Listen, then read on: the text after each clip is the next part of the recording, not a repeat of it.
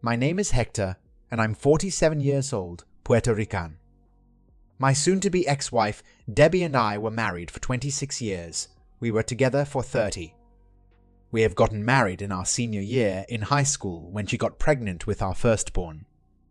I was lucky enough to get a job at UPS right after graduation. We struggled in the beginning. She's from a traditional Irish family, and they hated me at first. But I won them over, especially her father. I made sure she didn't have to work. By the time we were 27 years old, we had 5 kids, 4 girls and a boy. I was just fortunate that the boy came out first. We had our arguments over money, discipline methods, and me complaining about the lack of sex. I understood. We have 5 children, and they can be very exhausting. I tried to help as much as I could, but she was still tired. However, she was my everything.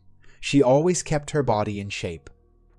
I try as well, but being a delivery driver for a very long time, I'm what they call skinny fat. I have a muscular chest, arms, and legs, but I have a sloppy gut. I got the horseshoe hairline that caused me to shave it off.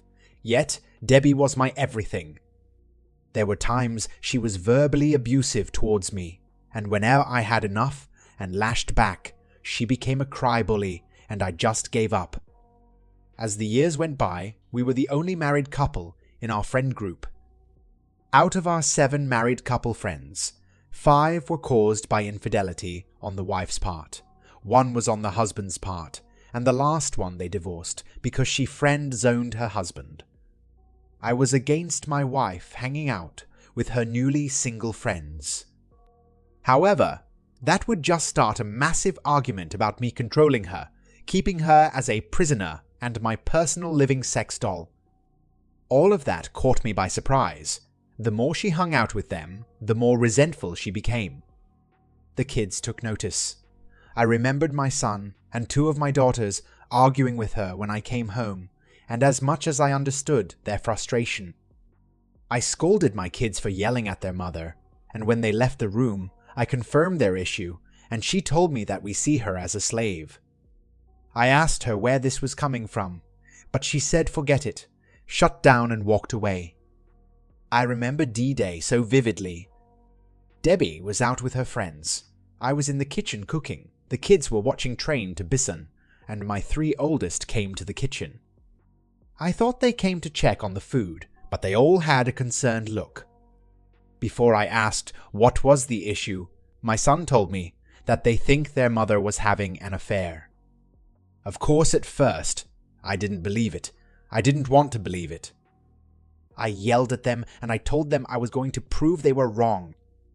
I turned on the Where's My iPhone app and saw that she was at a bar on the outskirts of town. I hopped in my truck and I went. When I arrived at the bar, it was crowded, but I saw her circle of friends in the corner booth acting like drunk idiots. When I approached them, they all turned pale, and that unsettling feeling hit my stomach. Since I didn't see her in the bar, I went outside and walked around the parking lot. There was a car in the back corner. It looked like the man on the driver's side was sleeping. A man who I thought was my friend. I approached the car to ask him if he had seen my wife, but when I got closer, it was obvious that he was getting a BJ, and the closer I got, the more I recognized the woman in the car. I was practically standing by the driver's side window, and none of them noticed me. I lost my temper. I broke the window, dragged him out, and I wasn't civil. Debbie was screaming sorry over and over. I was yelling at her while kicking him. The cops showed up soon after that, and I was arrested for assault and battery. I spent a week and a half in the county. I had to go into the infirmary because I thought I was having a heart attack, but it turned out I was suffering from broken heart syndrome. The news of what I did spread like wildfire. Eventually, my father-in-law bailed me out. The man was practically in tears when I stepped through those gates. He profusely apologizes to me for his daughter's actions. During the drive home, he told me he spoke to my manager and union rep about the situation so I could still keep my job. He said that the kids had been staying with him and Debbie was waiting for me in the house. He said he knows what was going to happen, which was why he brought the truck. When we got to the house, Debbie ran to me crying and tried to hug me, but I shoved her so hard that she fell to the ground. She looked at me with shock. I told her to get her shit out of my house and I want a divorce. She tried to fight it, but her father convinced her otherwise. An hour after they left, my mother-in-law came with the kids and I hugged them all for dear life. She apologizes for her daughter's actions as well before leaving. Now in my state, there's mandatory couples counseling before granting the divorce. I don't understand why I have to go to counseling if she cheated. At the beginning of the sessions, I just sat there, listening to her dribble. That is exactly what it was, dribble.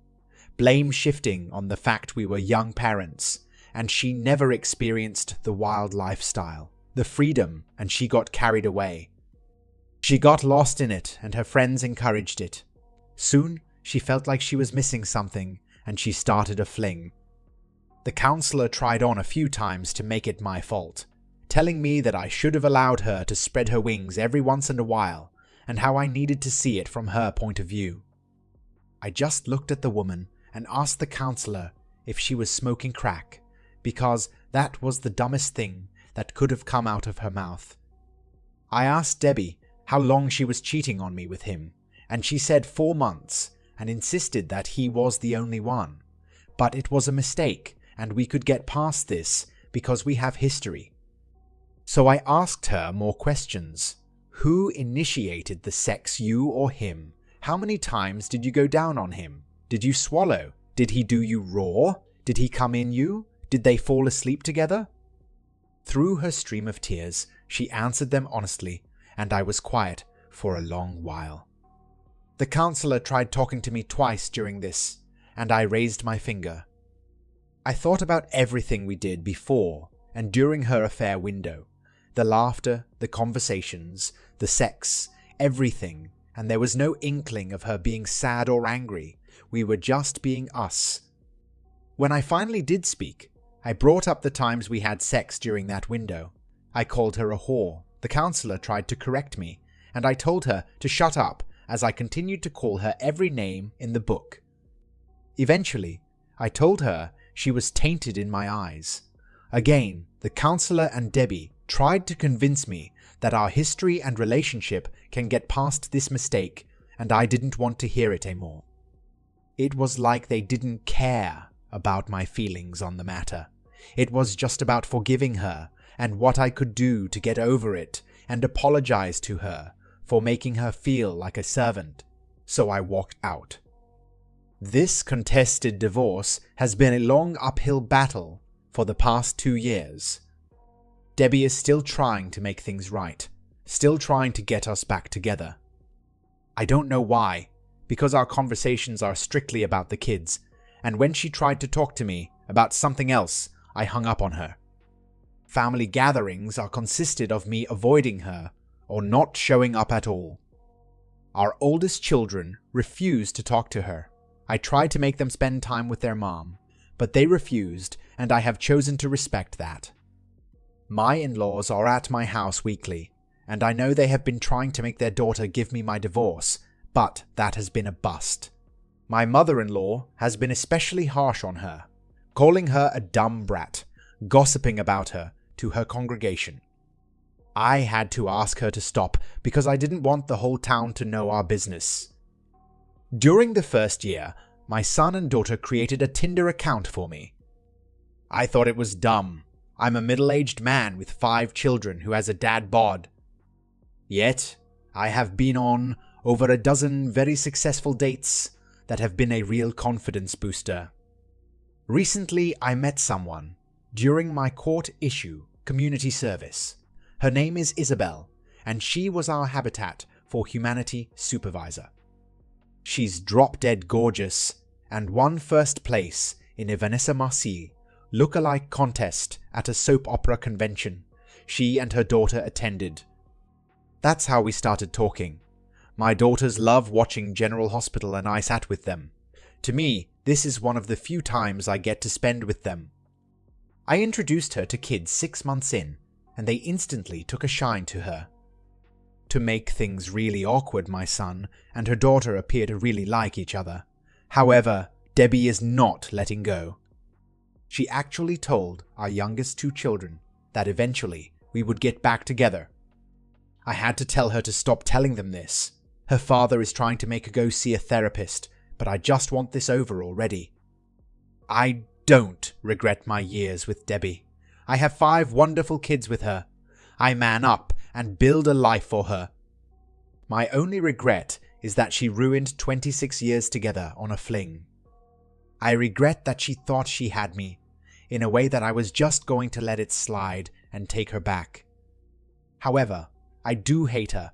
When I run into her old group of friends around town, I openly call them who weres and homewreckers instead of their names. That love and respect that I had for her disappeared when I caught her in that car. She will always be the mother of my children, and nothing else. I just hope that she can come to terms with that. Update. I'm tired, sitting in the hospital, on my 3rd can of Bang, waiting for my ex to be transferred into a mental hospital. My daughters are home. Isabelle is sleeping beside me, and she hasn't left my side. My son has been with his mother after she left the surgery. His girlfriend or Isabelle's daughter has been by his side as well. Last weekend was the start of this nightmare. The week prior was the lead up to my in-laws' 55th wedding anniversary, and they asked me to bring Isabelle. Since we made it official, they have kindly asked me not to bring her to functions to avoid tension, and I obliged. This time they asked if she could come. For the past month, my ex has been a bit erratic. She had several physical altercations with her old friends. One of them got a broken nose, one had a busted lip, and the last one was shoved out of a Circle K. Each time the police were called, and considering how small our county was, they just took her to her parents' house. I tried telling my in-laws that she should be taken to the hospital for evaluation. It even blew up into a shouting match, but in the end I conceded. I should fought harder. On Saturday, we all showed up at my in-laws' anniversary party, and to me, Debbie appeared off. I pulled her to the side, and it was the first time I had actually spoken to her. I asked her if she was all right, and she faked a smile, trying to tell me that she was okay, but I called her out on it, and she cried a little. She told me how sorry she was. She told me that she couldn't understand why she didn't tell her old friends to back off, or why she gave in to the peer pressure.